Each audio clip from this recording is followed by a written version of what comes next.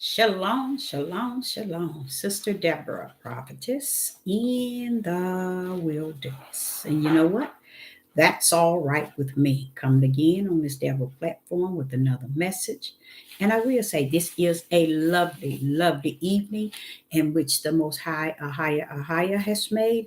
And I, Sister Deborah, shall and I will rest therein. We come in today with a topic and it's titled, It is Finished.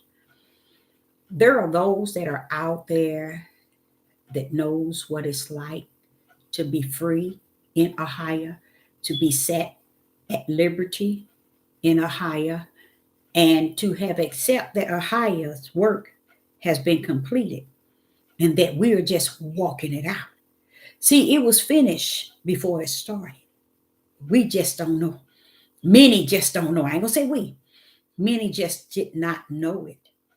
And yet today, thinking is something that they could do, say, how they can conduct themselves and how they can walk and how they can talk and how they can dress and how they can carry themselves to make this thing work to where AHAYAH would behold them in the flesh and accept them in the spirit. Not so. It's finished, you guys. It's over. It's over being in captivity. It's over being in bondage. It's over being captive in every shape, form, or fashion. It is over. AHAYAH has truly set his to liberty. And that's what we must run on with, the idea that we are set free in AHAYAH indeed. If we are in captivity and we are in bondage and we are locked up in our minds and locked down in our minds, it is because we have not seen him for who he is. We have not known him for who he was. And we do not accept what he's going to be. So with that being said, let us get started. It is finished. If it's finishing Yah, then it's finishing Sister Deborah. Meaning, I can rest in liberty. I can rest being set free.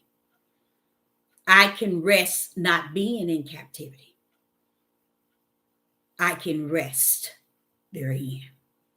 Because he that has created the beginning and the end, once he spoke it and his power brought it forth, what did he say? It is finished. It's been finishing him, you guys. I know a lot of us thought that that when he was saying it is finished, that he was telling us when it's time to rest. You know what I'm saying?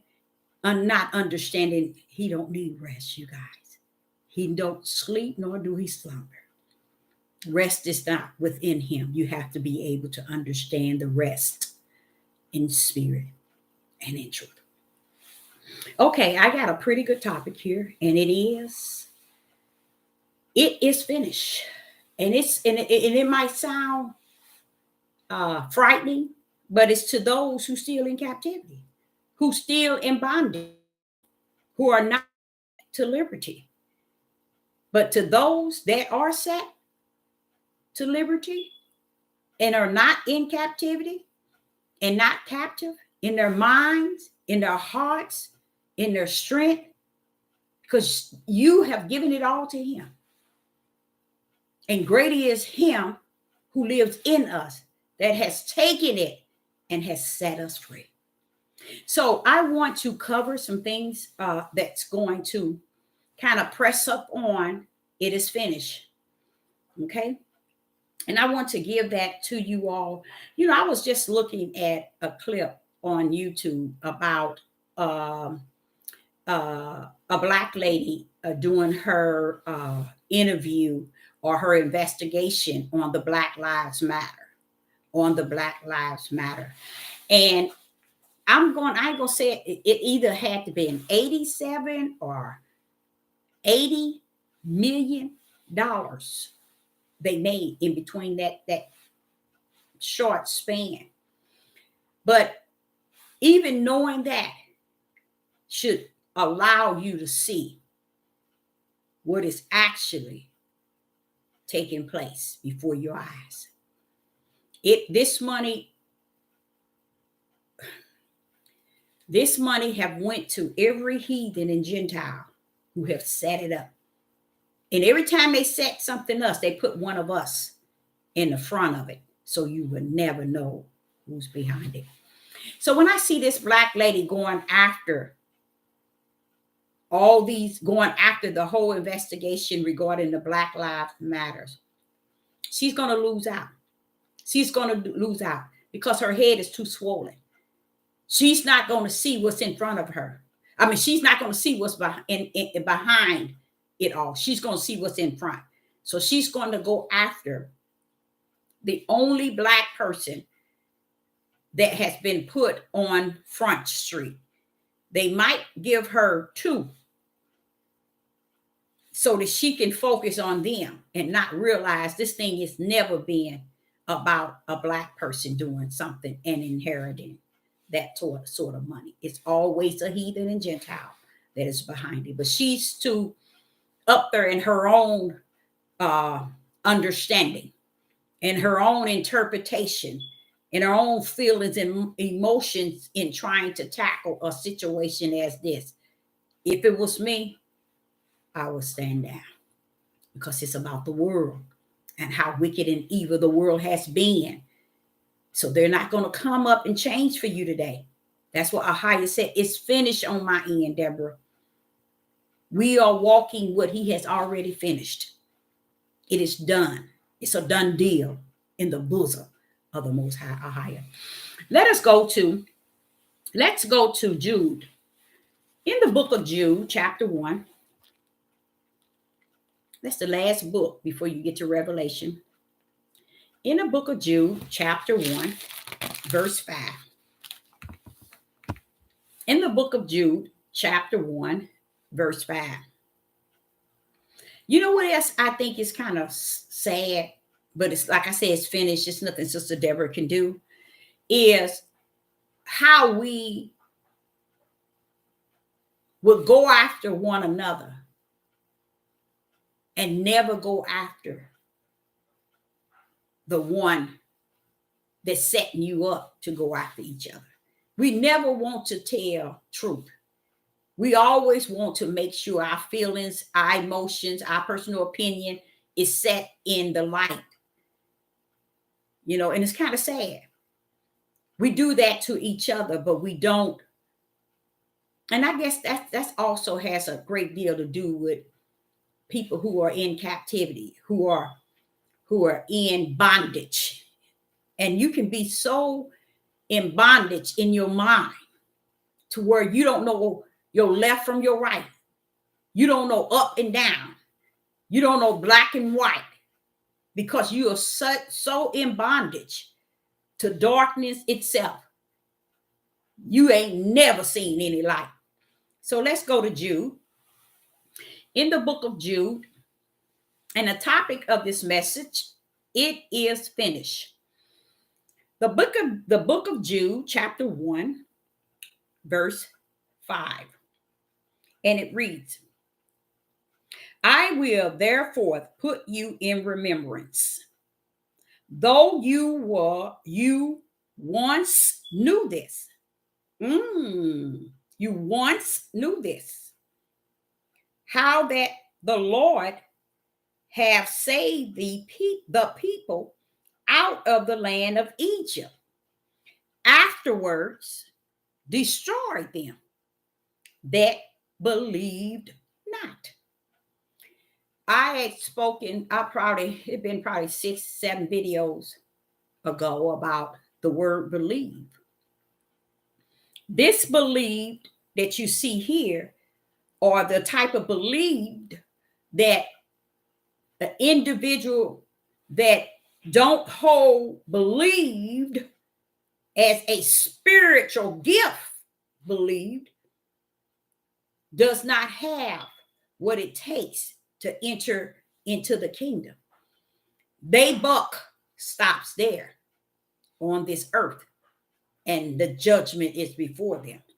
It says in Jude chapter 5, I will therefore put you in remembrance, though ye once knew how that the Lord has saved the people out of the land of Egypt. Afterwards, he destroyed them that believeth not. So when you saw Moses and AHAYAH destroying the Israelites, look how he brought them all the way out. Hallelujah. From the hands of Pharaoh, parted the sea for them to go straight through dry land, brought them to the wilderness in which he had prepared and preparate for them. But yet, what did he do? He destroyed them that believeth not. When you don't have the spirit of belief, you are sitting high and low in darkness. Okay.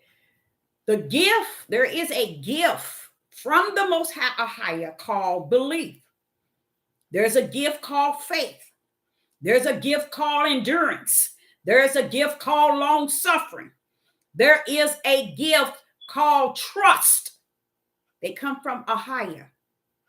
When he said he has molded and shaped you, these are the things he embedded in you during the process of molding and shaping you.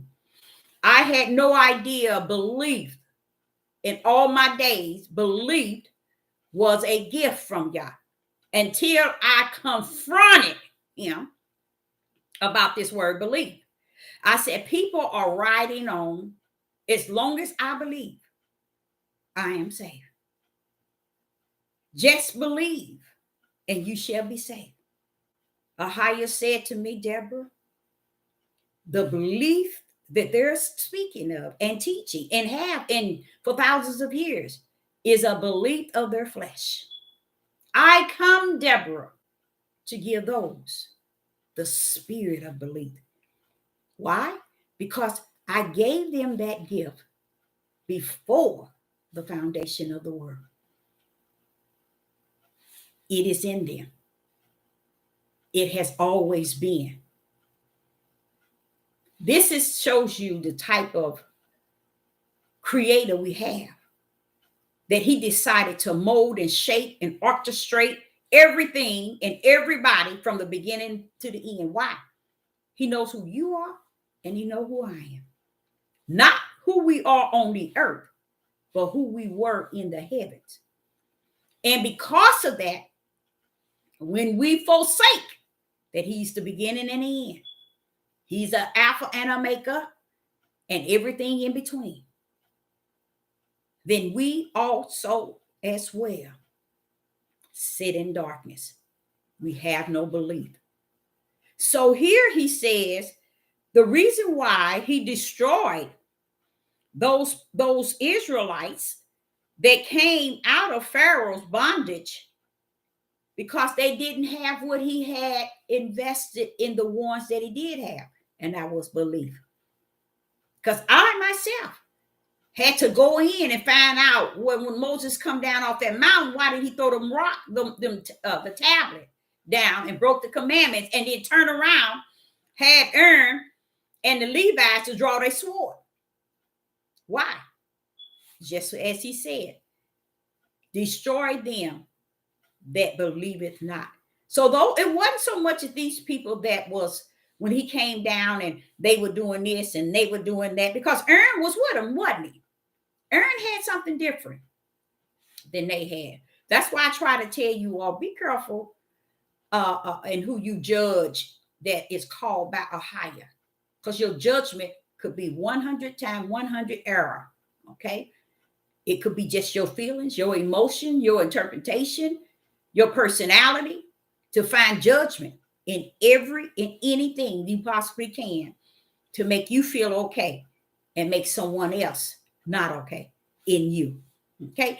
So as I see here, I see now how when I said to you all, Israel was getting killed by Israel. So it ain't strange to Deborah. It is not strange for me to understand why killing brothers. Why is it that we can't see no unity, no correction, no upright, no just, no righteous in our people? It's just like you just can't see it. Because AHAYAH, just as he didn't take the people off the tree when the heathens and Gentiles hung them from trees, set them on fire, women got beat, raped, and killed, men got raped, bucked, or whatever they call it. And all these things was taking place, but AHAYAH didn't move. AHAYAH did not move at all. Just like he did with Pharaoh. Did not he bring all those children out? Yes, he did. Did not they inherit some of the wealth? Didn't they give them a lot of things to take out of Egypt? Didn't they come out with substance? Yes, they did. See, you got to be back in the back where AHAYAH is, not up in the front ahead thinking you can overthink him. You know more than he know. You got to stay in the back because you can't be taught all up in the front. You see? And what has happened is he's setting an example here in Jude chapter 1, verse 5. He's sitting here telling you, hey, they was destroyed, wasn't it, Deborah? Tell them, Deborah. Yep, y'all, they was destroyed. And AHAYAH letting you know, because it was something they didn't have in them. But when did they not have this, Deborah? He brought them out of Egypt. Yeah, they got out. They got out with the ones that believed. Because when he got all the nation out, he got them all out. That's like today, y'all. It's finished. And then Sister Deborah was just telling you, it's a strange thing how the tribe of Judah is hooping and hollering and standing on all type of rocks, proclaiming 12 tribes. But how you ain't telling them to do that? This is not of Yah. This is not of AHAYAH. This is about a people who decided to have idol gods, which is themselves and other brethren, and to step in their own religion and what they believe to make them comfortable going into this here fake religion. Because when it's said and done, they're going to die because they don't believe. Because not because they don't believe, because the word of believed, a gift from AHAYAH, is not in them. And that helps me out a great deal. Now I understand even more and more. That's why I say I love the way he continued to teach me. This is the same one that taught me at 4. He's still yet giving me food. You know why? Because that's what he wanted to do before the foundation of the world. Did he know me then? Yes, he did. And he knew that I was one that would come down here and thirst from the beginning to the end. And I still yet thirst for spirit and truth. Okay, so here in verse 5, Jude chapter 1, verse 5, he's showing you, I destroyed them that believed not. Who was the one that determined who believed and who didn't? Only one. The Spirit of the Most High, AHAYAH. So when he told Moses who's on AHAYAH's side, guess what? The ones that came on Moses' side, those were the believers. The other ones weren't believers. Moses didn't say who believed. Moses didn't say who understand, who trust. Moses said who's on AHAYAH's side. And those who carried the gift of belief got on Moses' side. Who was with them? The Levites. Who else was with them? Aaron. Wasn't Aaron with the ones that was cutting up from the floor? When Moses came down, did not he see Aaron amongst them doing these things? Yes, he did. But guess what Aaron was? Aaron was breeded, like I try to tell you all. I think I started telling everyone 3 years ago that he told me personally, you are branded for my name's sake. That was such a blessing. You are branded for the most high namesake. And this is the reason why Sister Deborah just don't take to what anybody say. You know what I'm saying? I listen, but I just don't buckle up to everything I hear and what people are saying. Okay. So here he's saying he destroyed them that believe it not. Aaron was cutting up too out there with them, but yet he was on the other side. Just like I try to tell y'all. When people sitting, used to teach and preach about Solomon, how many wives he had and how he was rich and how he this and how he that. Well, I don't see Solomon like y'all see him. I see him as my brother in the Father. When I can hear his voice saying, Deborah is vain in his facts, it's worthless, Deborah. I know that's Solomon saying that to me. You see what I'm saying? Through what? The power that's in me, the Ruach HaKodesh. Letting the words of Solomon minister to me. And I call Solomon my brother. Someone might say, well, why would you do that? Solomon had all those wives and he's going to get judged. Like, no, he ain't. I found Solomon in Matthew's. All the ones in Matthew chapter 1 are those that are the seed that came down here for the mission of the Father and the Father only. So you can't send him nowhere but back to the Father in his bosom, in his presence. So when I saw Solomon, I said, that's it. But I didn't see Moses. I didn't see Moses. Maybe I need to do some more search, but I didn't see Moses. So just because you come to the conclusion that, all right, we all going to the promised land. We all going to the New Jerusalem. They got our name on gates in heaven. Baby, please. He's been telling us for thousands of years the gate is narrow and very few shall find their end. But we just don't take it. He's been told it for thousands of years. He got a small remnant. Does it help? No, it doesn't. Because the minds are set. And their minds is not set to the mind of the most high or highest will. Their minds is set to their way, their feelings, their personal opinion, and their interpretation and understanding. Now, when you get to Jude chapter 1, verse 5, you see how AHAYAH said, I destroyed them that believe it not. Only he can do that. Aaron, the Levites, Moses, David, nobody can destroy nobody. But whatever David destroyed, they were not believers. They did not have believed in them. Because that's a gift from Yah.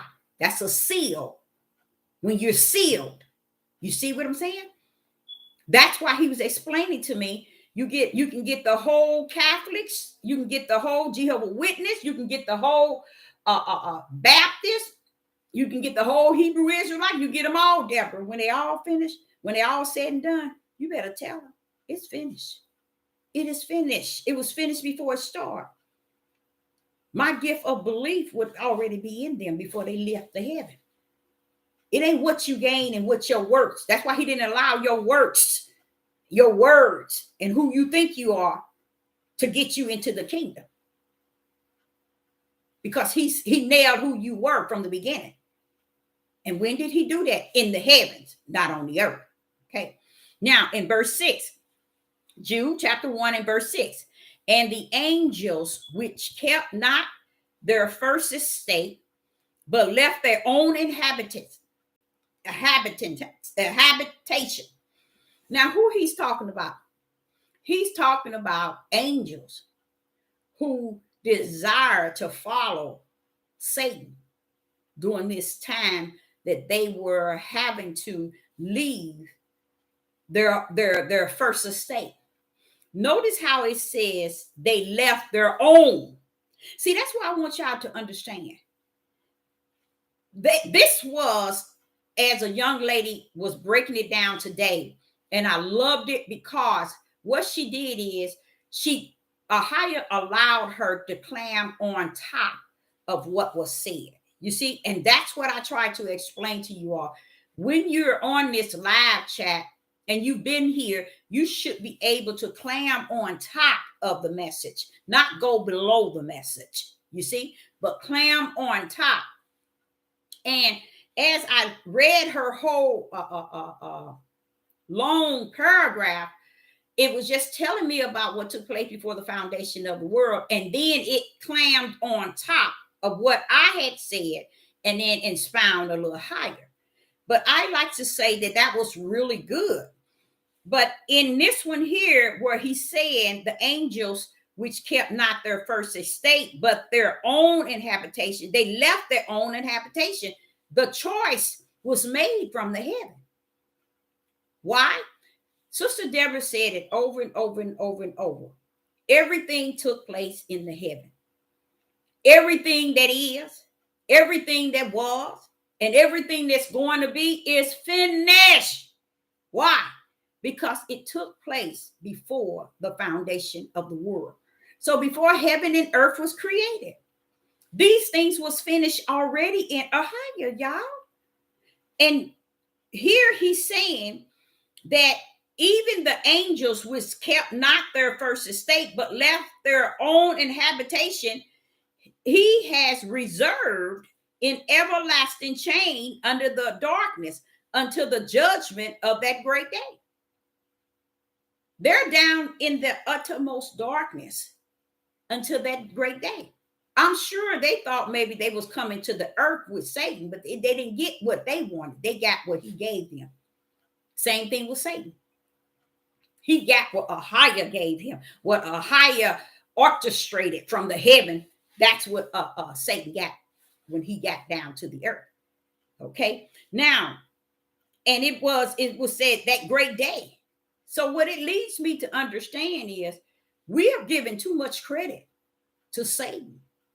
We're giving too much credit to evil and wicked. We're giving too much credit to man, woman. We're giving too much credit to flesh.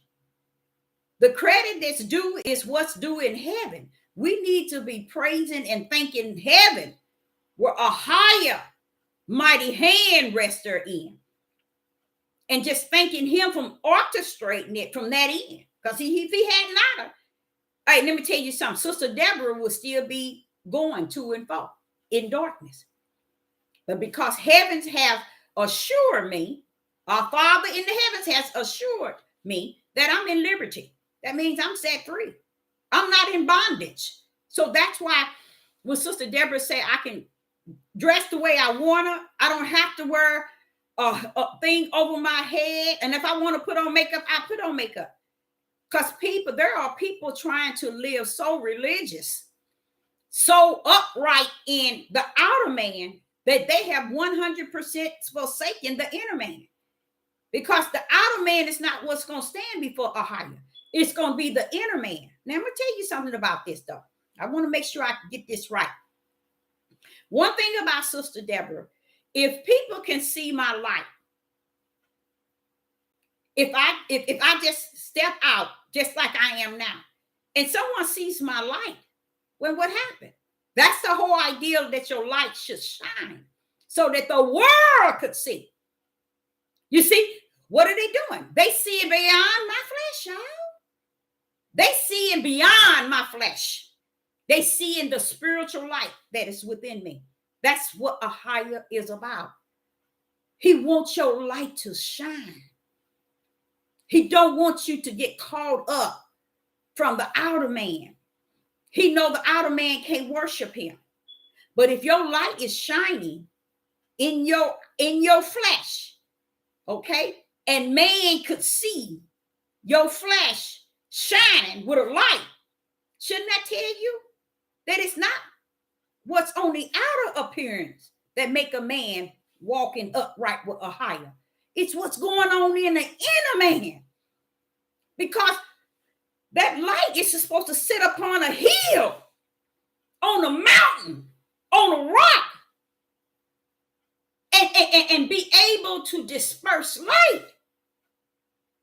But if you focus on your outer man, and if you're controlled to be addicted to a lifestyle where man has to tell you, you have to wear this, look this way, look this way, look this way. Let me tell y'all something.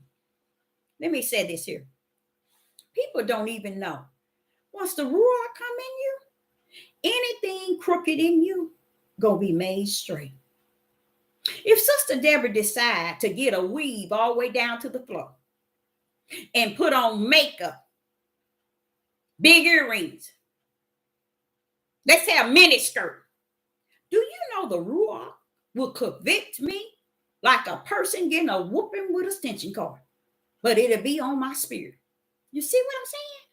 So I don't know where people get off that you have to be in control of what they see on your outer man to respect who AHAYAH is using you on the inner man. I haven't been treated like that, but I'm just talking about what people have told me, to be honest.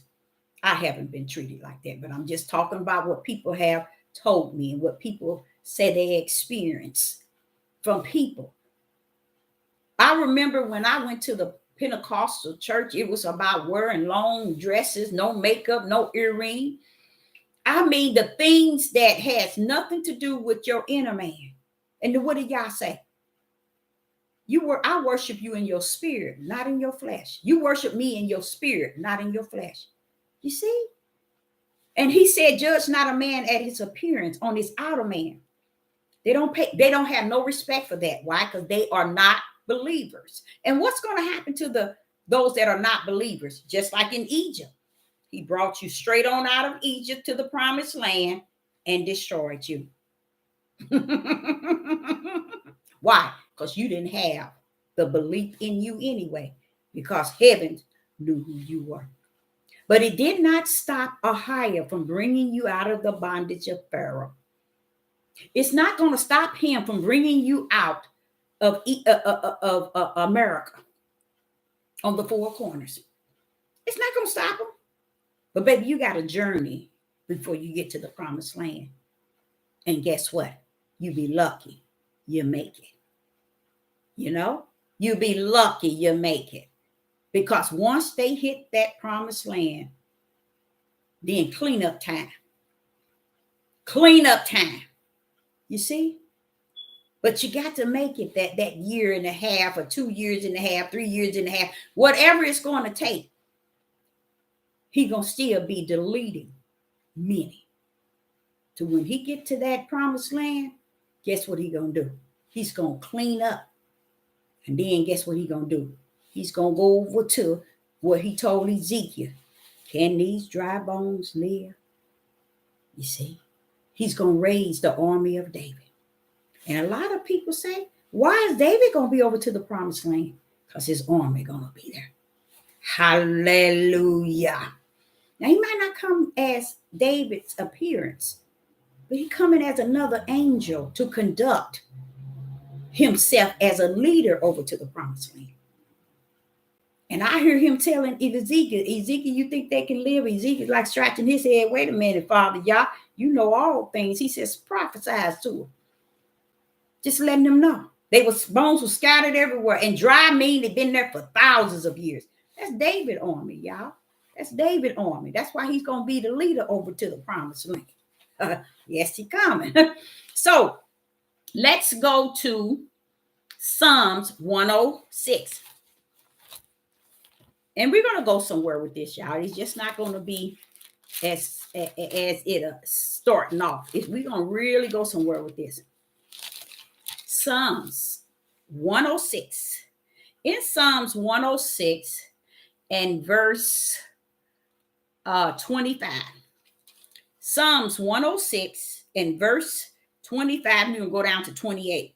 106, Psalms 106, verse 25. Okay. But murmured in their tents and hearken not unto the voice of AHAYAH. Verse 26. Therefore he lift up his hand against them to overthrow them in the wilderness. Verse 27, to overthrow their seed, that means even their children, also among the nations, and to scatter them in the lands. Okay, this is what he said he did. Now watch this here. They joined themselves also unto Baal, no, not Baal, it's Baal Pure, Baal Pure, I think that's it, and ate the sacrifice of dead. See, AHAYAH was already in the wilderness dealing with all of this corruption that was in the house of Israel already. He was dealing with Israel already. AHAYAH was dealing with them people, y'all, just as today. Y'all don't see him, but he is. It's not like, let me explain something to you. He's not coming off his throne. He's not sending angels down. He just resting right now, watching the wheel that he already set before us come to play. Okay? All of this has already taken place. Okay? He saw it before it took place because he orchestrated it to go this way. So don't think for 1 minute all those Israelites, Abraham, Isaac, and Jacob's seeds were just going to come straight through, end up in the wilderness because of a promise. No. AHAYAH's promise was not to Abraham to save his seeds, nor to Jacob to save his seeds. He ain't tell nan one of you that. See, that's what people didn't know. Even the Hebrew Israelite religion, they didn't know that when the promise was the land, baby, it wasn't eternal life. He wasn't promising them eternal life, but he had already locked in heaven the nation in which he chose from Abraham, Isaac, and Jacob was be the ones that he put his hand on and seal with belief, faith, endurance, long suffering, and his spirit, and Yeshua HaMashiach.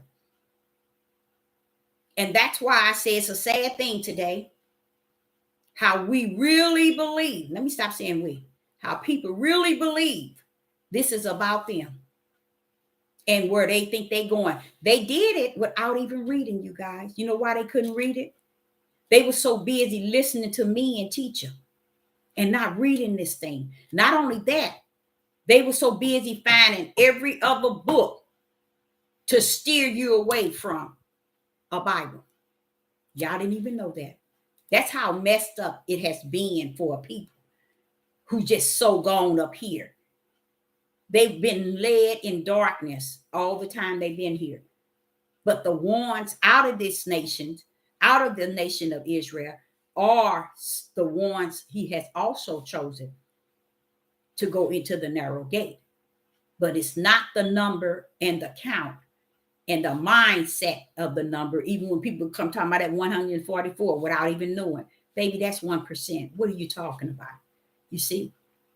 They just looking at that 144,000. They're not looking at it. That's not a number, baby. That's a drop in the bucket. That's just how many that's going to make it to the other side. So it is finished. It's done. We just running around here chasing all these videos trying to get some closure in our flesh. And you can find a lot of it all over the place. But guess what? You're not going to find them with belief, teaching spirit and truth, leading you to the light. That's where you have to head to. You see?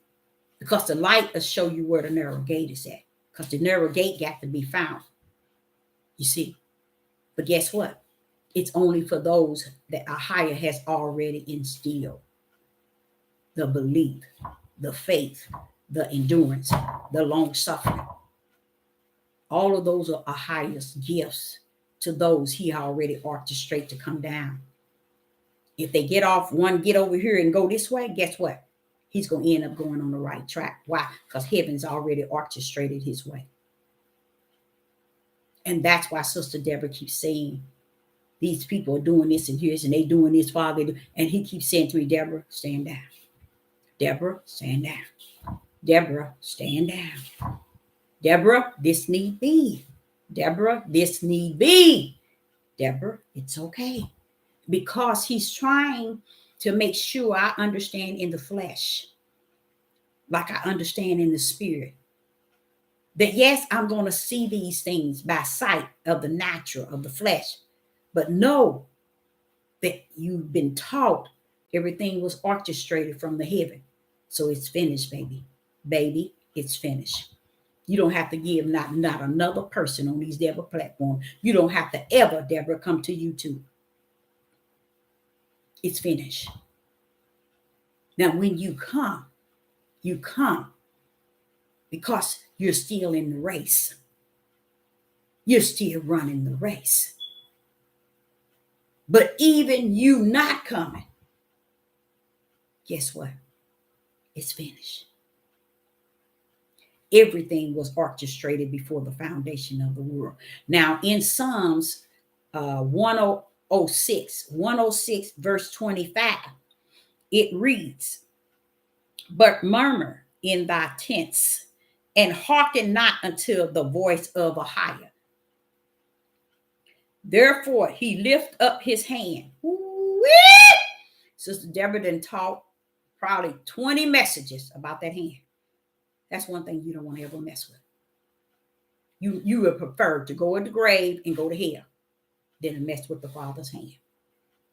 Oh, no. That's what the Israelites, when they didn't want, when Moses was speaking on their behalf, and the Father said, I'm coming down. They were saying, please, Moses, you go up for us. Don't let him come. Because you know what? That's that right hand. And it do not play. Okay. So it says here in verse 26, therefore he lift up his hand against them to overthrow them in the wilderness. See, if they were believed, if the spirit of belief, the spirit of faith, the spirit of endurance, the spirit of long suffering, the spirit of spirit and truth, the light was on them, guess what? He wouldn't have done this to them. But he already knew from heaven what he had to do. Because he knew them from that end, not when they got on earth. Okay, now it says on verse 27, to overthrow their seed also. He's real at it about that. Because he would, if you thinking that you can come up and your dad can do this, did all this in the world and do this, did that baby son. And sometimes the daughter gonna come up doing exactly what he did. What did he say in Hosea? My people perish due to lack of knowledge because they reject. They reject. And not only will I destroy them, not destroy. He said, not only will I reject, they reject. Not only will I reject them and their children. You see? Generations to come. That's it. See, he been sending all that for thousands of years. And we're wondering, this platform has given people this idea of they're going to make it in, or I know where it's at. I know what it means. I know that. No, you don't, baby. Because AHAYAH will be instilling in you that you are set in liberty. You have been set free. You are not in bondage. I don't care what the world do, what the world say, what the world think. He has branded you for his name's sake. Not since you've been down here, and not because of your works, not because of your teaching, not because of your understanding, not because of your wisdom, not because of your fleshly belief, but because of what he has invested in you before the foundation of the world. It was based on that. Okay. Now, We're going to go here to First Peter. First Peter chapter 3. First Peter chapter 3, verse 18. In First Peter chapter 3, verse 18, it reads, "For Christ also have once suffered for sins. The just for the unjust, that he might bring us to AHAYAH, being put to death in the flesh, but quickening in the spirit." Verse 19, "By which also he went and preached unto the spirits in prison." Now you notice it says the spirits, because what has happened, and I'm just going to go on and just be like he said, it's finished, be set free, because that I am indeed. And I've been saying to people, there's no soul, there's no middle part. It never was. I know you see a lot of things in there. You see AHAYAH as God, backwards is dog. You see AHAYAH as labeled as love. You spell that backwards, it's evil. It's a lot of things that has been placed there. It's called smeared. It doesn't make this book not powerful. It makes you see his ruach to be the true teacher in you. Because once he's in you, anything crooked or not crooked, anything smeared, he's going to wipe it up and give it to you the right way. So it's not such a thing as, oh, this book is lost. They took this from us. They took this from us. Baby, if you knew what took place before the foundation of the world, you would know you never had it. See, you never had it. There's no books lost. There's no nothing lost. Because whatever's lost, it's lost. But guess what? It can't get you into the promised land. It can't get you into the kingdom. You didn't know that, did you?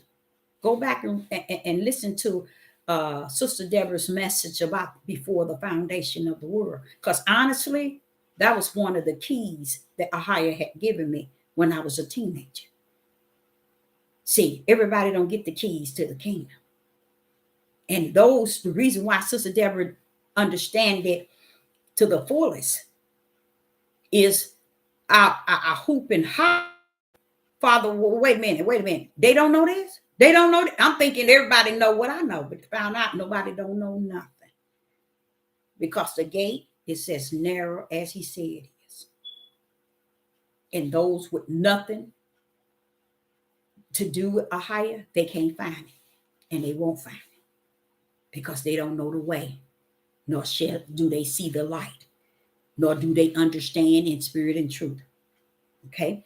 Now, in First Peter chapter 3, verse 18, it reads, "For Christ also have once suffered for sins, and the just for the just, he might bring us to AHAYAH, being put to death in the flesh, but quickening by the Spirit, by which also he went and preached unto the spirits in the prisons." There's flesh and spirits. It ain't no soul, y'all. It's either flesh or spirits. There's no soul. Okay. And they went preach in the in verse 20, which sometimes were or be disobedient, when once the long suffering of AHAYAH awaited in the days of Noah, while the ark was a preparing, wherein few, that is 8, you see how they got sold, were saved by the water. Soul. Now, is that in the right place or not? No, it's not. 8 souls. Not only were their spirits kept in their flesh, but he says souls. And he's talking about the day of Noah. How many was saved during the day of Noah? Listen to what he says here again. Now listen to what he says in verse 19. By which also he went and preached unto the spirits in prison. To the spirits. AHAYAH have no dealing with your flesh. He only deals with your spirit. Now listen to this. Which sometimes were disobedient. Now listen to this. When once the long suffering. Now why do AHAYAH have to suffer long? Why? Listen to what he said. Once the long suffering of AHAYAH waited in the days of Noah. He wanted to cut up from the floor, but he waited. He suffered long waiting for Noah to complete the ark so that the 8 spirits of Noah's family, the 8 humans, can be saved. That was it. But he suffered long waiting for Noah to complete it.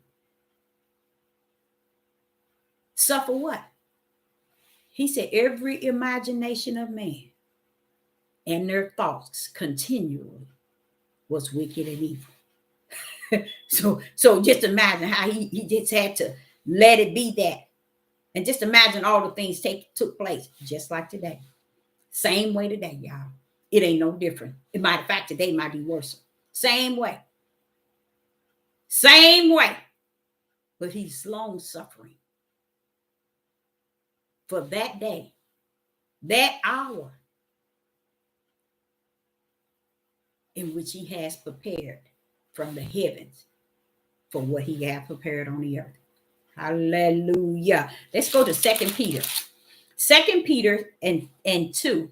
2 Peter and chapter 2, verse 4. 2 Peter and chapter 2 and verse 4. Wait a minute.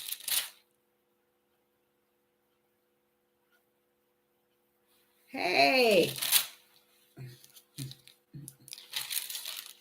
Do I have that?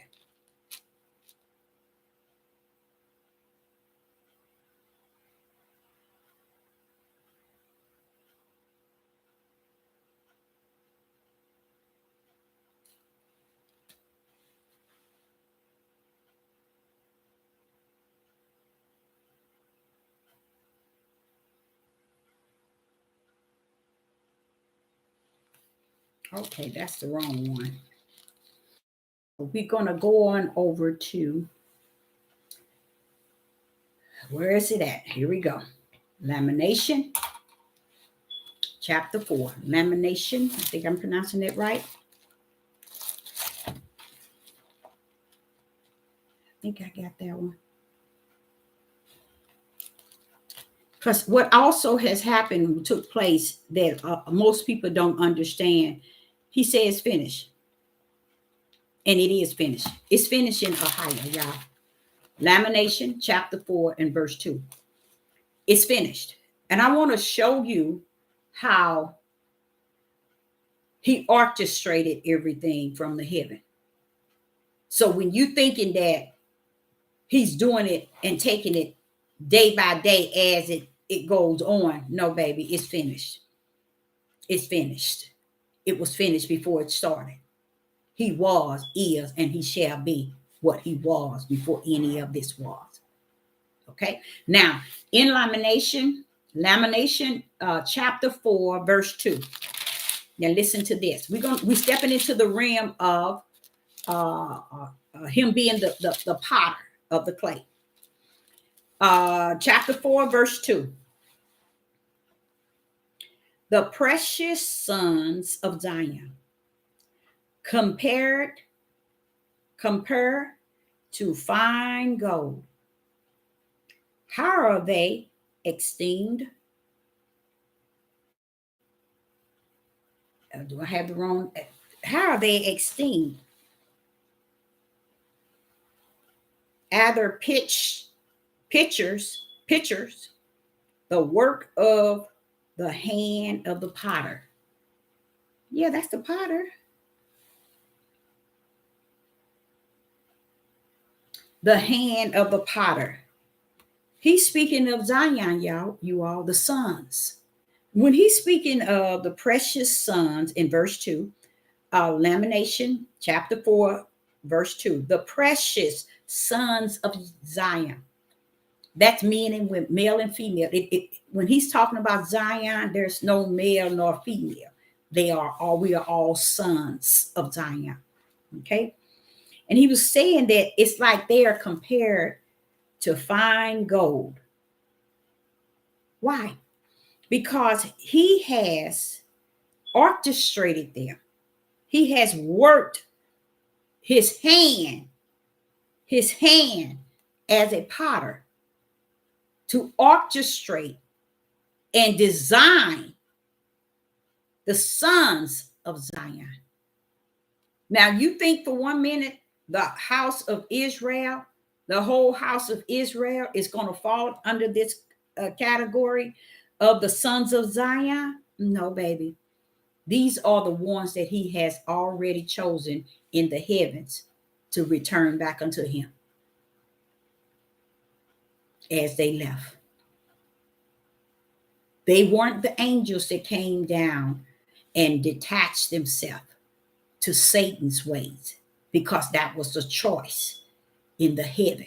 These were the angels that came down to represent AHAYAH. He calls them, now listen to what he says, the precious sons of Zion, comparable to fine gold. That's what AHAYAH saying that. The sons of Zion. You see how he is? He ain't saying that to the whole house of Israel, to all the 12 tribes.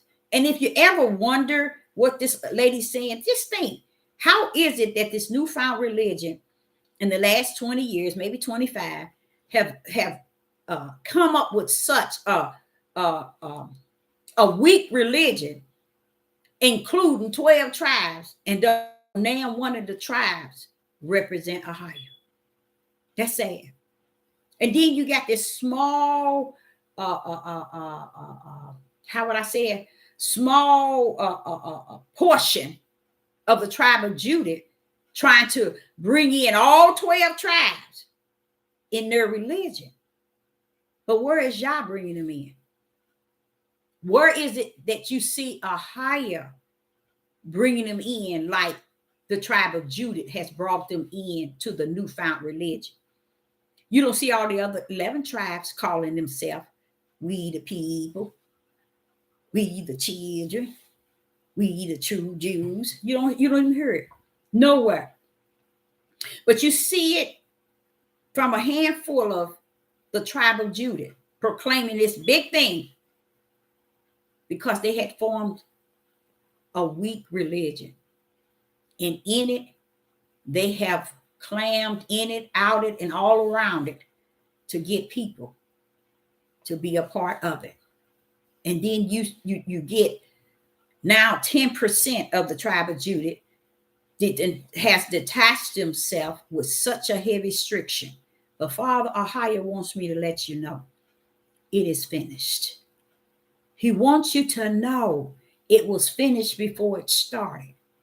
So you running into the newfound religion, the new awakening. He said, you have not awakened. You still in pitch darkness, sleep. The only thing you can awaken to is spirit and truth, the light that leads you to the narrow gate. But you can't even get to the light, nor to the narrow gate, nor to spirit and truth, except I draw you. And I will not draw you if I haven't ordained you before the foundation of the world, if I haven't predestined you, anointed you, and appointed you to fall under those categories. So if you feel that it's better and it's comfortable for you to fall under a Hebrew Israelite awakening movement religion, you go right ahead. You go right ahead. You're going in the right direction. But with me, you really want to know who I am? I'm finished. I was finished before it started. That's why I spoke it. And I suffered my right hand to bring it to part, which is my power. But it was already spoken in existence. My mouth just spoke it. And this is what you see. And everything that's in the people is everything they needed in each and every last one of them. That's why the Lamb Book of Life was written before the foundation of the world. That's showing you how being in set free and not in bondage, he has set you to liberty. You can see it. And if you can't, it's just where you're walking in. Okay. Now, here in Isaiah chapter 45, we're going to get into what he is talking about as far as he said he did that fine gold. He said the sons of Zion. He said he did that with his right hand. Y'all never knew about that because the Hebrew Israelite religion and awakening religion didn't know nothing about that. They was too busy chasing lost books. They was too busy chasing history of the 12 tribes. They was too busy chasing their religion that they had formed to get together, to get it formed and together the way they felt it in their flesh. So therefore, they knew nothing about spirit and truth. So when we go into Isaiah going to talk about, let's go to Isaiah 29. Let's go there first. Isaiah 29 and 15, verse 15. Isaiah 29. Let's see what Isaiah is talking about. He's talking a little something. Isaiah chapter 29, verse 15. I hope I wrote this stuff down so many times. I've been on here since this morning, y'all. I mean, writing my stuff down, studying. Okay, watch this here. Isaiah chapter 29, verse 15. Woe unto them that seek to hide their counsel from AHAYAH, and their works. You see that S with works? That's when you're doing it in your flesh. That's when you're doing it in your flesh.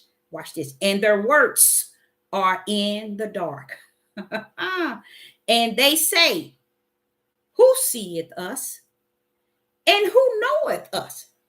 But Sister Deborah come to tell you, he knew you before the foundation of the world.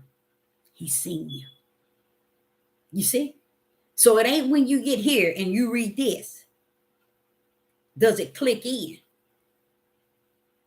It was already in before you was even born, before heaven and earth was even created.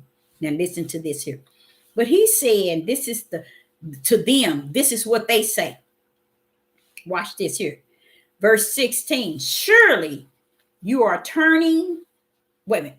Surely your things upside down shall be esteemed as the potter's clay. For shall the work, now you see that work right there? That's the spiritual work. See that works up at the top in verse 15, that's your flesh. Thinking it's doing the will of Yah. You can't do the will of Yah because it's not your works.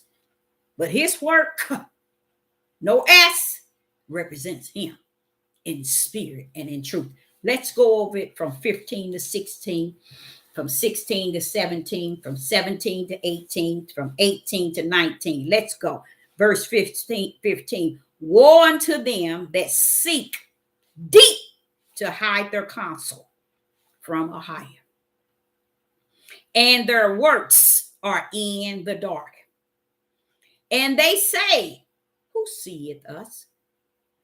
And who knoweth us? Verse 16. Surely your turning of things upside down shall be esteemed as a potter's clay. He's the potter of the clay. And watch this here. For shall the work say to him that made it, he made me not?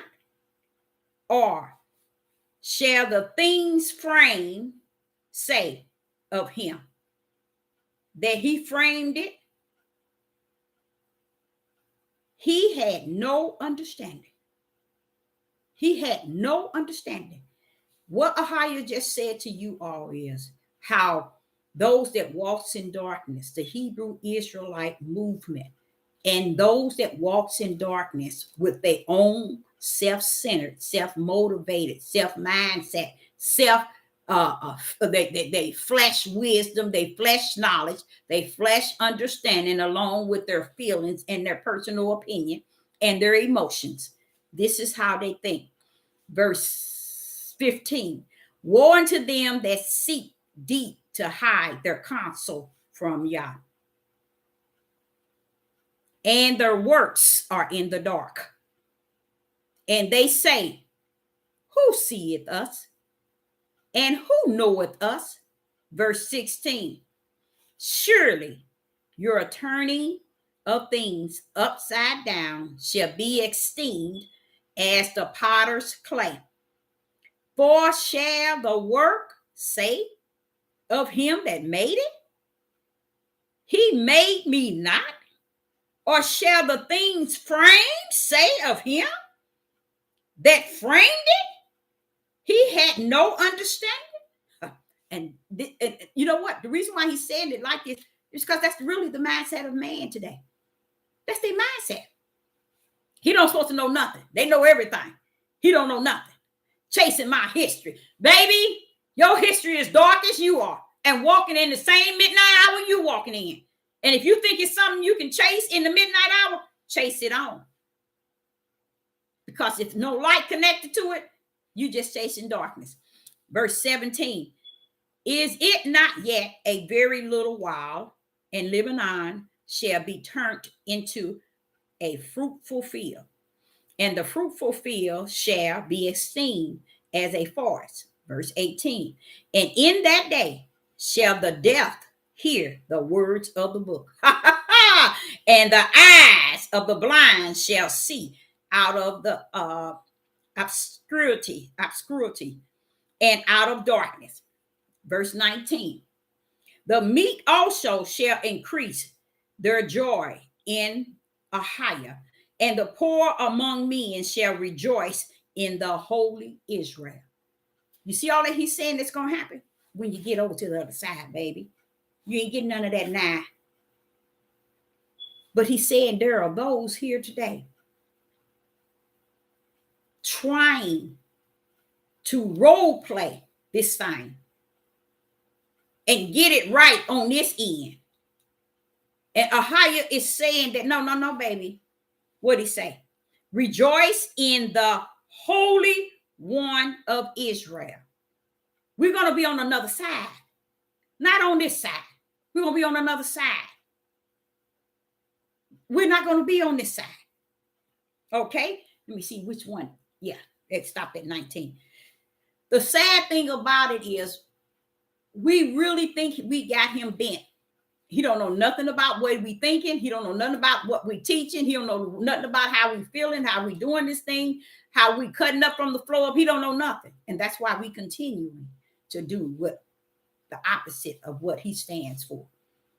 Because he destroyed, he saved those in the wilderness. Because there was no belief.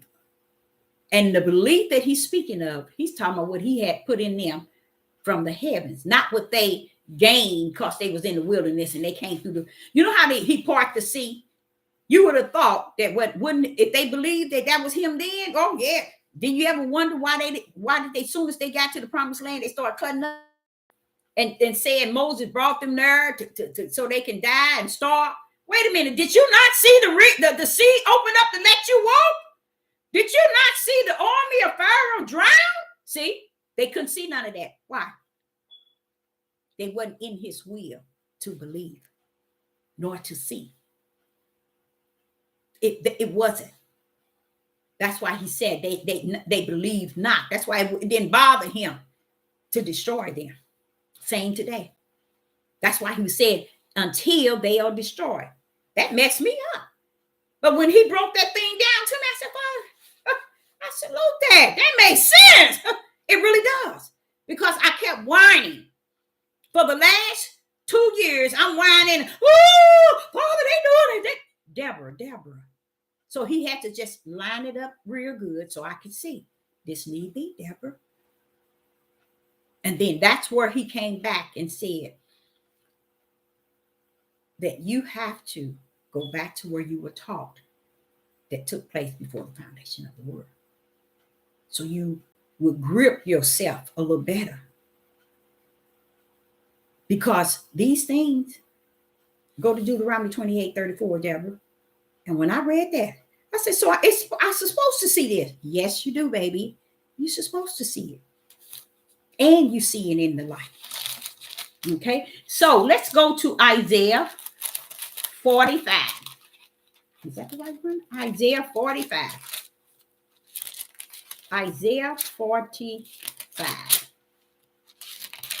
Isaiah 45.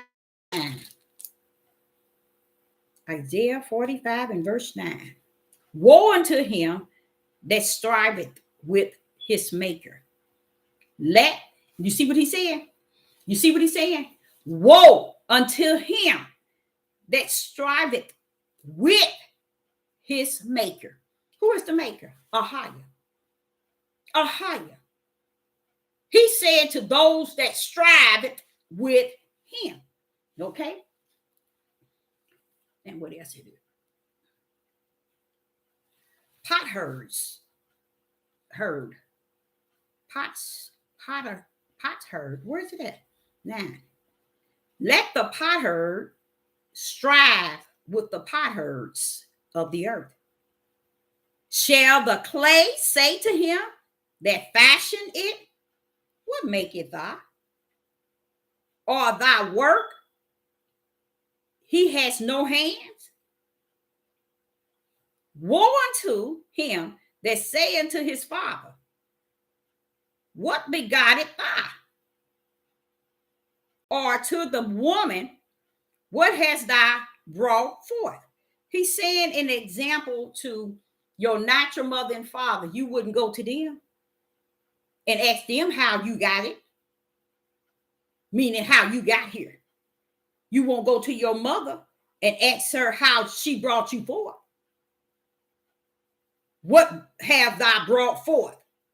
You wouldn't go to her and ask her that. And you wouldn't go to your natural father and say, what begetteth thou? You wouldn't say that to your father. So he said, woe unto him that striveth with his maker. He's letting you know he got those that that's going to strive with him. And then it's going to be those who are not, that's going to strive pretty much with the earth, with the world, with darkness. They're going to go on their end, but he's letting you know, woe unto them. Him that striveth with his maker. Because a lot of things people today are doing, they are turning away from, every book there is, you guys, that has to do with the Bible. And they're finding other books by other European writers and using them. Y'all didn't know that. But it's also somewhere in the Bible telling you it's going to come a time that they're going to turn from that which is true and which has already taken place. This has already taken place. Because to me, when I started hearing about this new Hebrew Israelite movement mess, I saw them turning away strictly from who AHAYAH is. And I used to be so upset. I was like, hey, dude, come on, open up the gate. Not the gate, the door. Put the key in the door and open it up. And y'all, I think I did that about 100 times trying to figure out why these guys can't go no further than A. And I'm like, what are they talking about? Why aren't they just telling people the truth? And I just thank the Most High. Because I looked at that and I saw that and I was like, what is wrong with these men? They're not tackling no spirit and truth. They have no light Father, are you going to get him a kid or not? Because I thought that these men were really thirsting, but they weren't. They were thirsting for this newfound religion called the Hebrew Israelite Awakening. It's a religion within a religion.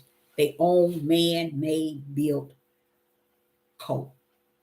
And it has led thousands of the little 1% of Judah. But they call it awakening. Okay. Now, where are we? Now we're going to go to 2 Corinthians chapter 4. 2 Corinthians chapter 4. What AHAYAH has shown me, and it might have been just for me, was today doing the study that he is the potter of the clay. He wants you all to fully understand that he creates one to honor and one to dishonor. And who is to tell him what to do with what is his? He is the potter of the clay. He forms one to honor and one to dishonor. When did he do that, y'all? Do anybody know? He said, I formed you before you was in your mother's womb. I predestined you. I ordained you. He formed the one that honor before the foundation of the world and the one that dishonor before the foundation of the world. He's the potter of the whole lump. So we can sit and we can look at one end and see another end and wonder why there's more on the dishonor than it is the honor. But you best bet the honor is strictly AHAYAH's own. Okay. 2 Corinthians verse 4, chapter 2 Corinthians chapter 4, verse 7. 2 Corinthians chapter 4, verse 7.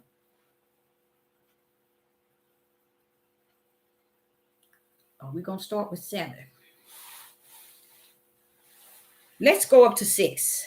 For AHAYAH, who commanded the light to shine out of the darkness.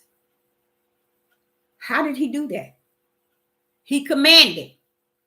He commanded. Verse 5. Wait a minute. No, verse 6. For AHAYAH, who commanded the light to shine out of the darkness, have shined in our hearts. That's the light, y'all. That's the light. To give the light of the knowledge of his glory, of Yah, the glory of Yah, in the face of Yeshua HaMashiach. In the face of Yeshua HaMashiach. Let's read that again. Verse 6, 2 Corinthians chapter 4, verse 6. For AHAYAH, who commanded the light to shine out of darkness, have shined in our hearts to give the light of the knowledge of his glory, of the glory of AHAYAH in the face of Yeshua HaMashiach. Verse 7, but we have this treasure in, what's that, other vessel, that the excellence of the power may be of AHAYAH and not of us. You hear that? Verse 8. We are troubled on every side, yet not distressed.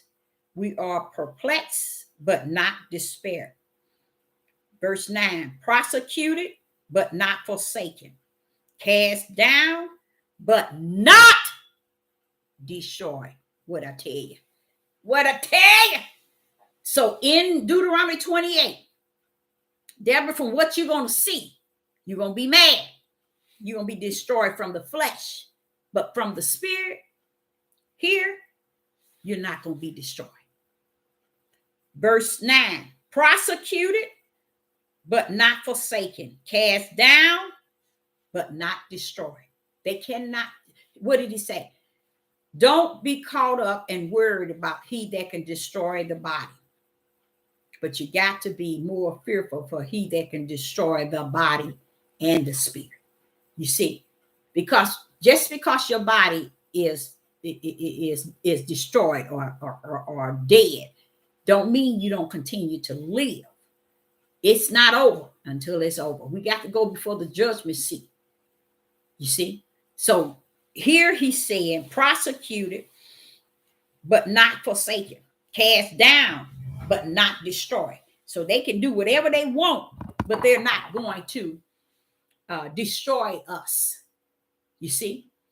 No, they're going to beat you. They're going to do a lot of things. You see? But the spirit of who you are is what's going to hold your mind up, your fleshly mind, until he gets you to the other side. That's what's going to hold you up. And it's going to be connected to his light. You see? And all the gifts that he has put in you going to start to bring itself to full force. Because you're going to have to go on, you're going to have to go on a journey, baby. And it's going to be some journey. It's going to be some journey. A lot of us thinking that it's going to be all peachy keen. Y'all better check up with that fire and that judgment. He still got things he's doing. In 2 Timothy verse 2, 2 Timothy chapter 2, verse 19. 2 Timothy, 2nd chapter, verse 19. Nevertheless, the foundation of AHAYAH standeth sure, having this seal. See? Nevertheless, the foundation of AHAYAH standeth sure, having this seal. For AHAYAH knoweth them that are his. And let everyone that name the name of Christ depart from iniquity. What do you mean, name the name of Christ? Because a lot of people don't even know who Christ is. And that's a sad thing. But like he said, it's okay, Deborah. This stuff need be. Because if I haven't put it in them and I haven't invested in them before the foundation of the world, where they at is where they're going to be. Okay? Now, verse 20. But in a great house, there are not only vessels of gold and silver, but also of wood and of earth. And some are honored and some are dishonored. That's that pot over that clay. He letting you know, no matter where, even a great house, no matter where you go, like a lot of people will go to these churches thinking everybody in there holier than thou. He's telling you, you got some honor and you got some dishonor. Now, which one is the greatest? The dishonor. Why? Because that's the gate that leads to destruction, the broad gate.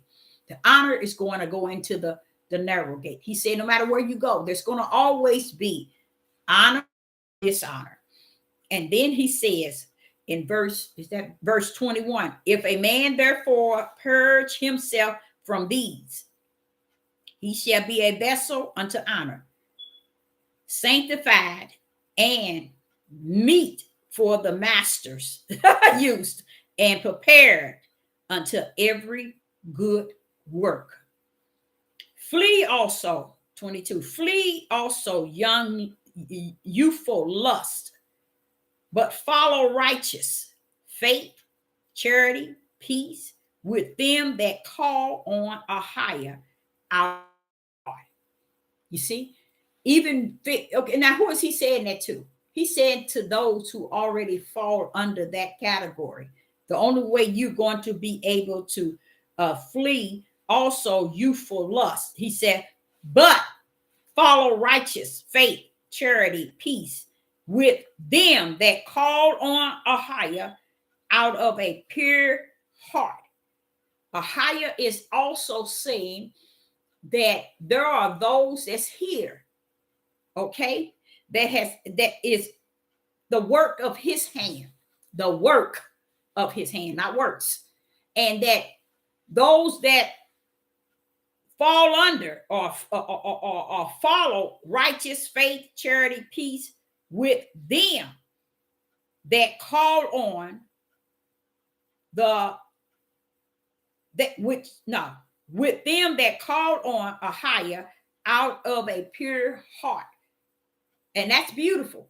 because he knows that if you're going to follow these things, then you should be able to also have these things toward them that call on AHAYAH out of a pure heart. So I guess if you have these already in you, then you're going to be able to detach to those that call on AHAYAH out of the pure heart.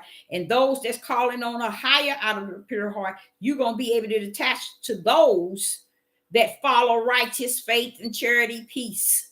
You see? So we're somewhere going to have to connect under those categories. You know, you're going to have to. So if we get on these devil platforms and we call ourselves connected, and we're not connected in that order with one another, and we only connected because we the people, we the children, we the true Jews, we Abraham, Isaac, and Jacob, it's not going to work. You're fighting a losing battle, because right here today, the tribe of Judah is cutting up from the floor. I mean, cutting up from the floor. So what did that tell you? When we first got on here, what did AHAYAH was telling you? In two of those chapters, he was telling you how he brought Israel out from the bondage of Pharaoh. And he said he destroyed them in the wilderness. You see? Because they didn't have no belief. Didn't he know they didn't have no belief before he brought them out? Yes, he did. Before he went to Pharaoh? Yes, he did. It don't stop AHAYAH from doing what he has orchestrated from heaven. So if you think for 1 minute, because you got a bunch of people saying, we the people, we found our history, we the children, we the true Jews. Don't be claiming to be no true Jews. Don't be claiming to be the people. You shouldn't be claiming none of that. And seeing your people out here cutting up on the floor but ain't got nothing else to say, but then want to claim we the people. What, you know who you disgracing? You're trying to disgrace, dishonor, and profane his name, trying to use it and trying to represent him, and you know your heart ain't right. He's going to do you just like he did them in the wilderness. And he said just as plain as day, Deborah, I destroyed they butt. And if you, as soon as you get a chance, get in there and you read it. I didn't do it once, Deborah. I didn't do it twice, Deborah. I didn't do it 3 times, Deborah. I didn't do it 4. I didn't do it 5 times, Deborah. I didn't do it 6. He said all the way into today, he's still. While we running around here, we the true, why you should be allowed? Why should you be allowed to be recognized as the true Jews or the true children of AHAYAH and all this crap going on in your nation?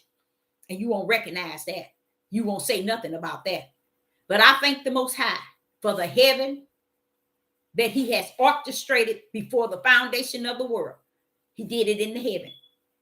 And he said, in doing so, Deborah, I'm the potter of the clay. I create one to be honored and one to dishonor. Who's going to tell me what to do with what's mine? And mines that honor, that I formed with the clay, before they was in their mother's womb, I knew them, I predestined them, I ordained them, I anointed them, I appointed them. Guess what, Deborah? They are mine. They hold my gift of belief. They hold my gift of trust. They hold my gift of faith. They hold my gift of endurance. They hold my gift of the light. They hold my gift of spirit and truth. And Yeshua HaMashiach is with them all the way. Those are the things that cause one to awaken. You don't awaken talking about Abraham, Isaac, and Jacob. You don't wake up talking about we the people, we the children, we Abraham, Isaac, and Jacob. That's showing you the sick minds. And everything spirit and truth, they do not walk therein. So the same way he said he destroyed all those people in the wilderness and throughout the biblical all the way through, guess what? He's still doing it. Mhm. Why? Why did he say that? He said, because I already knew who have the gift of belief. I already know who got it because I gave it to him, Deborah. And then when I read the other day, I was giving the lesson about how he said the Gentiles, the only way they're going to get in is with belief. And that is something I have to give him. And guess what he said? What he said is, Yeshua HaMashiach can't give it to him. Hallelujah. And we be wondering why Yeshua keeps saying, but my father will. These things that I do, my father. I don't blame him. He knew what he was saying. He knew his father had orchestrated everything before the foundation of the world. Even him was flawed before the foundation of the world. So that leads me to the topic. It's finished. While you're trying to orchestrate your YouTube page, your Facebook, your Instagram, your Patreon, your Twitter, you trying to get subscribers and likes, guess what? AHAYAH said to you, it is finished. What are you doing? What are you doing? They straddling the fence. They got my 8. I'm gonna say 5% over here on Sabbath talking about AHAYAH. And then the other 95, they're over here talking about the word. Because that shows you where they at. You see? And I thank the Most High for being the potter of the clay, knowing that he had orchestrated everything before the foundation of the world. He didn't wait till you get down here to make sure, here, you do this, you do this. I got you to do this. I want you to know, no. For heaven and earth was created, he had already orchestrated. It was finished then, like he said now. And that's why many didn't understand when he created everything after the 6th day, and on the 7th, he was finished. He rests. If you ever get to understand it in spirit and truth, that rest is spirit. And it is true. Because we know that he don't rest. We know he sleep, nor do he slumber. So what rest is he talking about? See, they couldn't find that history. They couldn't find the history that leads them to spirit and truth. They can't find the history of the light. I tell you another one. Find the history of the narrow gate. They can't find that. But they want to go find the history of how many they killed of us. And they did this and they did that. Those are the unbelief. Those are those who do not believe because they still sitting in darkness. That is exactly what he said. And I think what verse I think that was in, if I was not mistaken, I think it was in Psalms 106, verse 25 through 28. I think that's the one it was in. But he said that they keep on falling under that same repeated category. Oh, he don't see us. He don't know what we're doing. You know what he sees? He's seen. Because when I go before the Father, I said, well, Father, like today. Today was a strange day to me. I don't know about you all. Was it strange to you all? It was really strange to me today. It felt funny. I mean, and it still feel like that. It feels real funny. Like this message that I was in since this morning, I was in this. But guess what? The way I got it from AHAYAH, it really was good. It was so good. It was really good. Because the way he teaches you, it comes with so much comfort. Because it makes you realize that, see, baby, you ain't off track. You in your lane. You doing what you're supposed to do. That's the way it makes you feel. And then as it make you feel that, you look out into the world, you look at what's going on, and you be wondering, okay, how long must you endure this? I can understand why the angels could possibly say, and how long, Father, will you avenge? How long?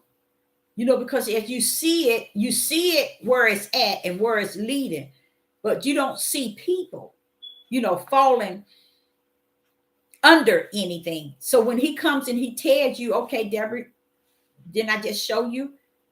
I just showed it to you that the people in the wilderness, I destroyed them.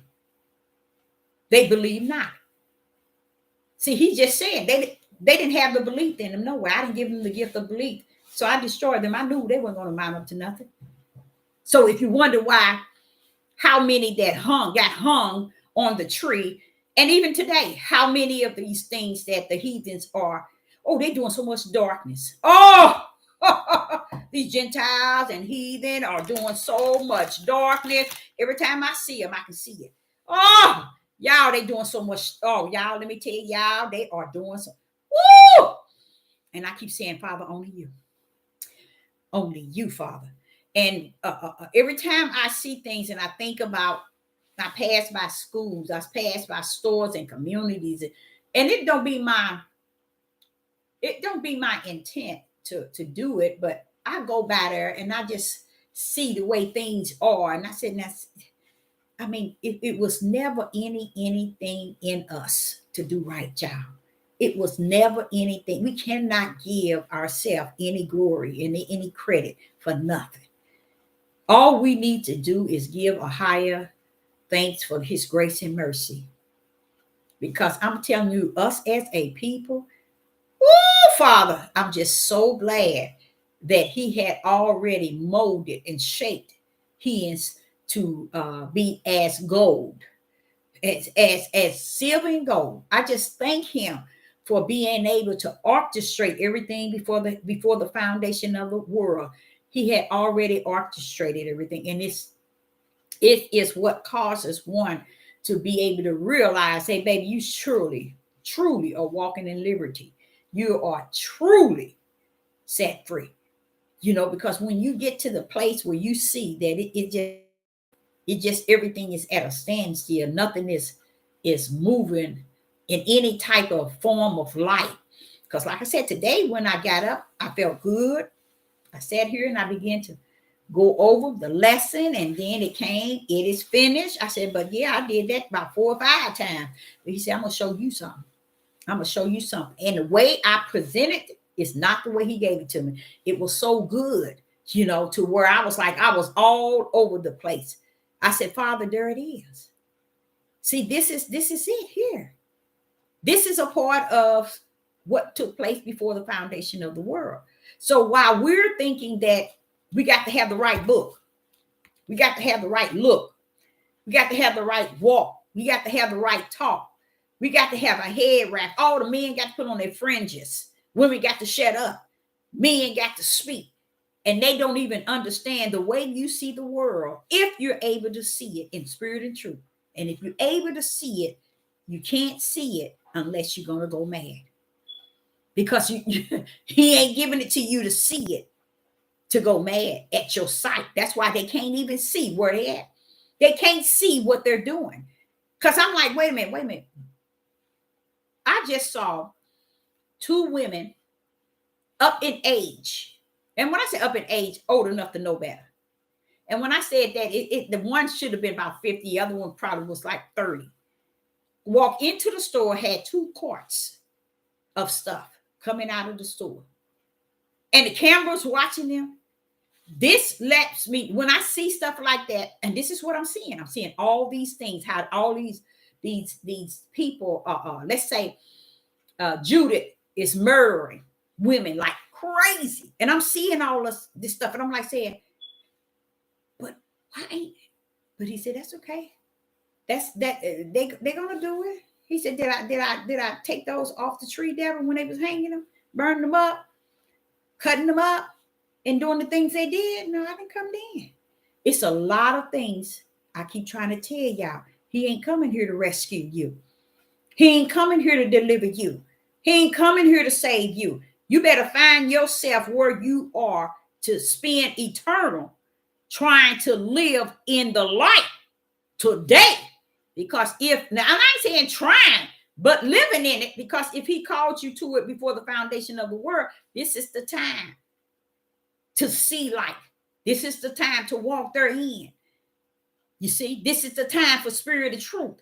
This is the time to seek the narrow gate. This ain't the time to try to get your feelings satisfied, your emotions tampered with, your understanding.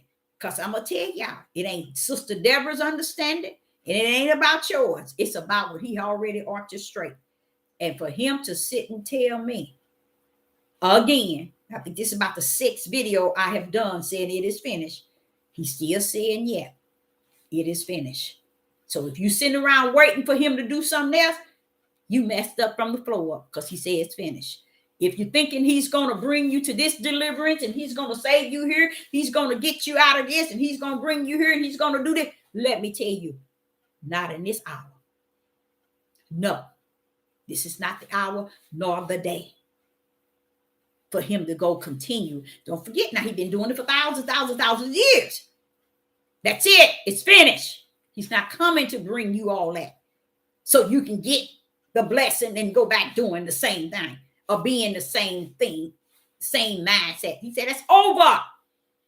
It's time for them to see the fire that I have kindled and the judgment mixed with it.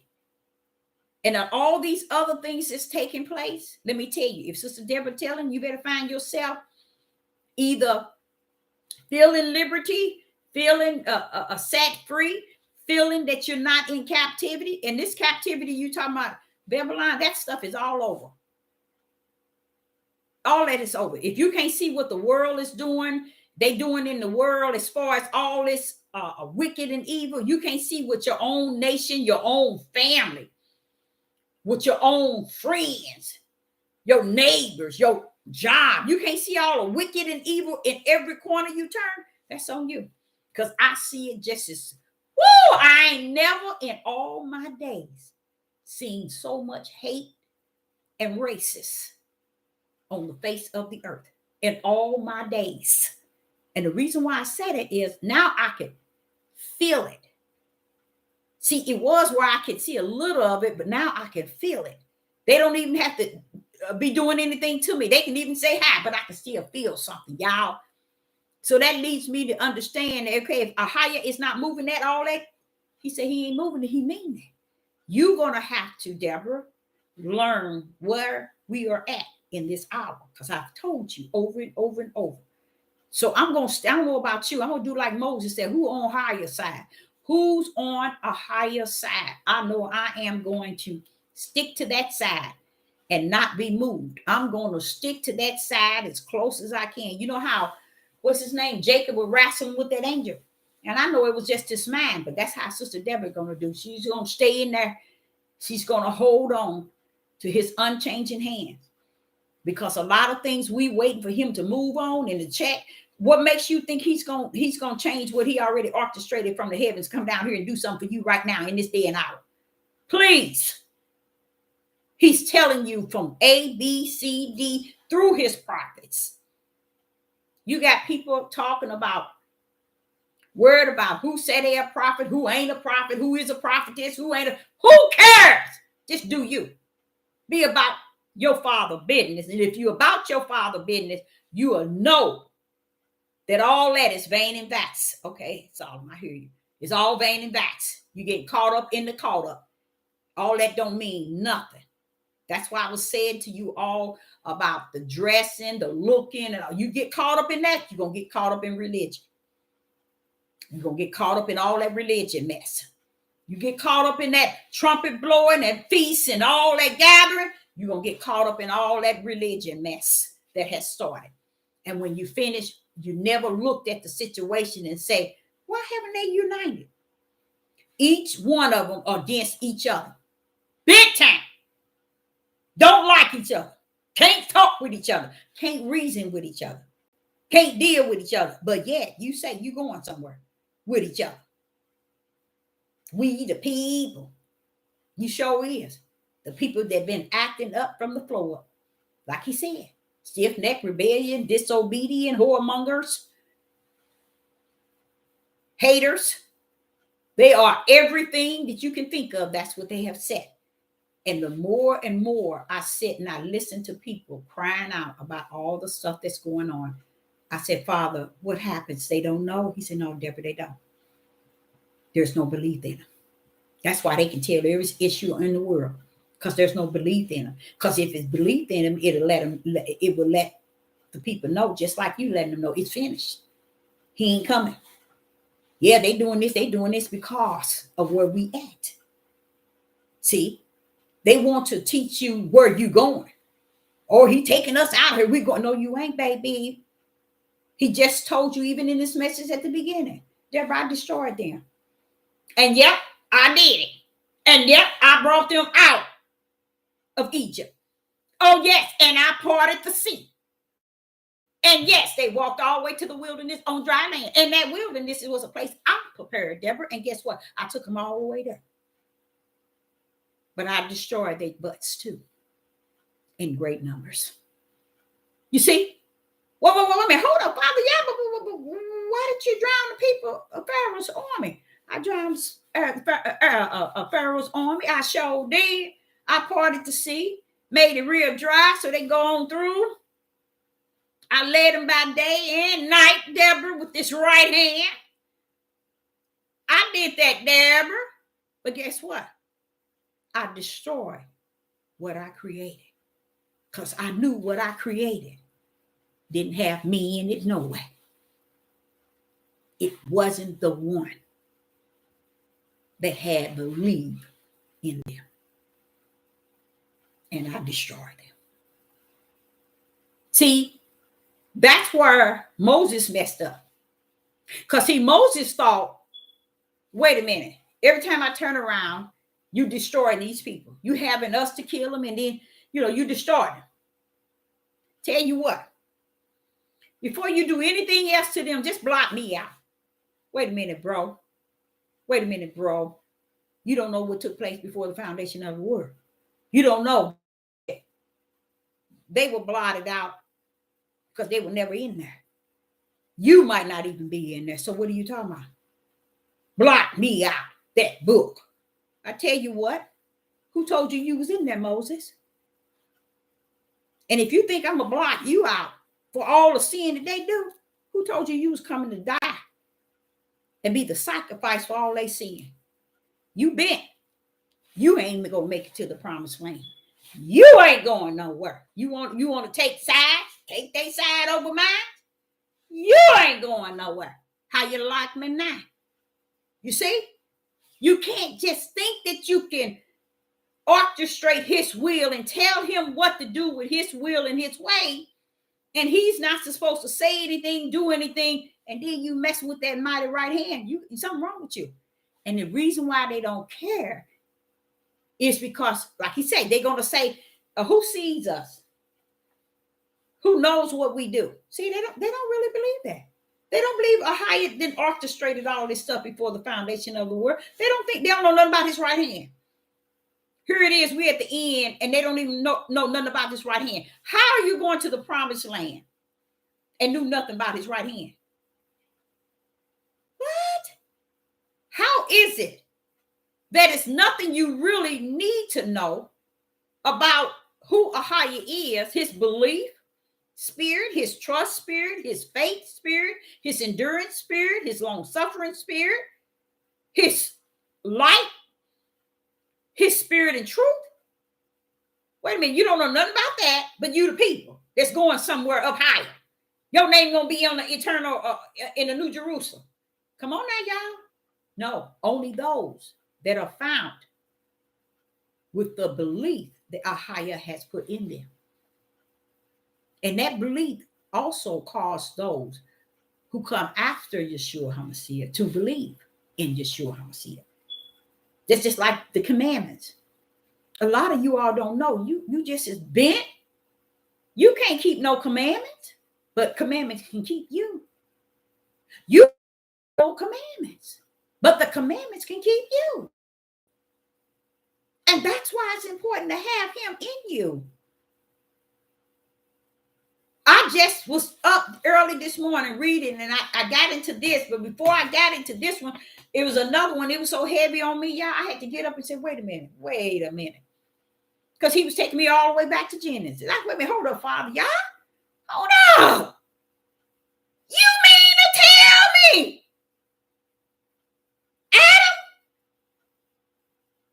Adam was instructions? Adam was instructions. And Eve was direction. And it's no way it looked good for Adam to be in the garden with instructions without the other part that brings in the direction. What? It's so deep. And then when I started listening to all the scriptures and the verses, he's saying, son, follow the commandments of your father and the law of your mother. Didn't I go look up law and commandment, and that's instructions and directions in Hebrew? Wait a minute. You mean that's what you were meaning when you said, now it's saying the same thing I have always said, where he needed to make Adam and her. It didn't look good Adam was there because he needed to make her to make his will come forth. Okay?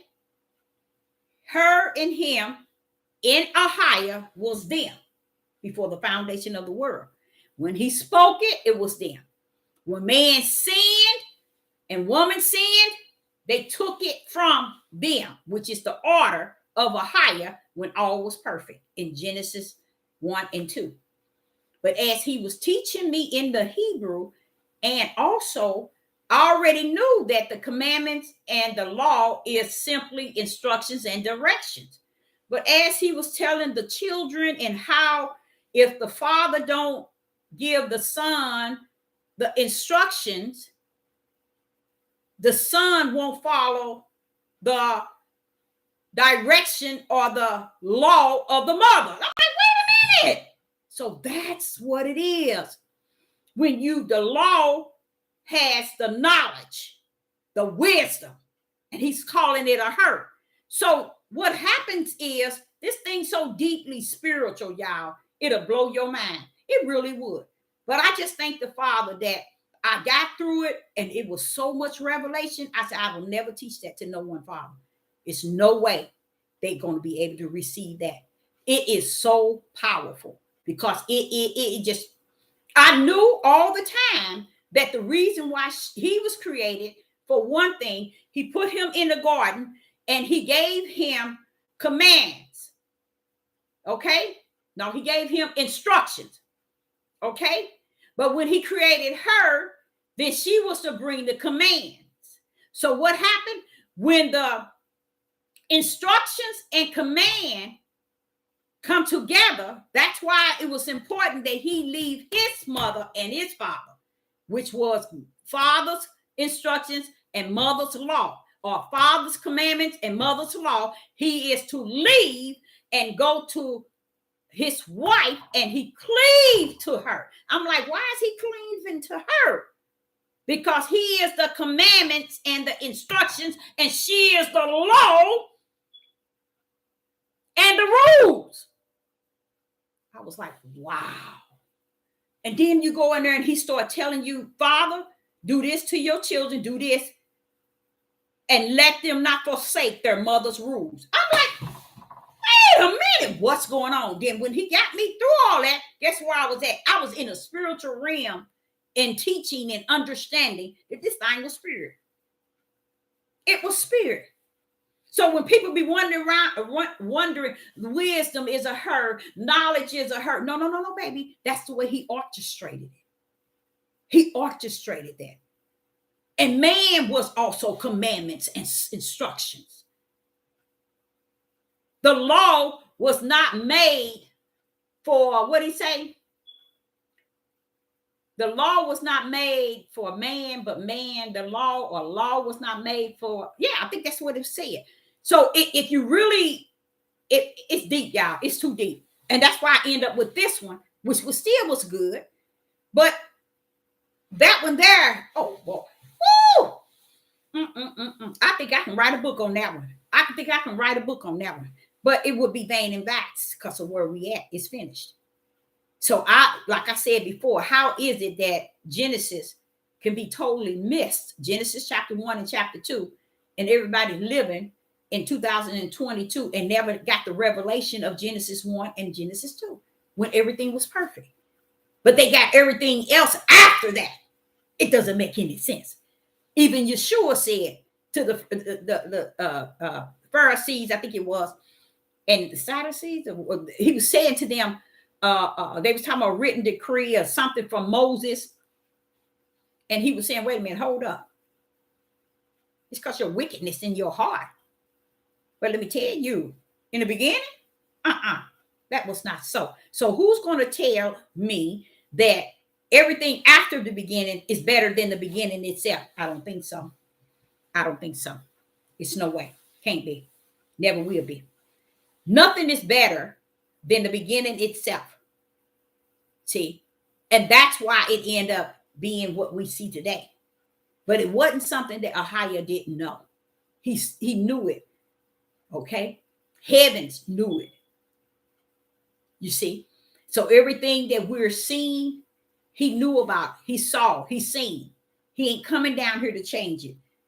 People don't even get it when he's talking about beasts is coming out of the water.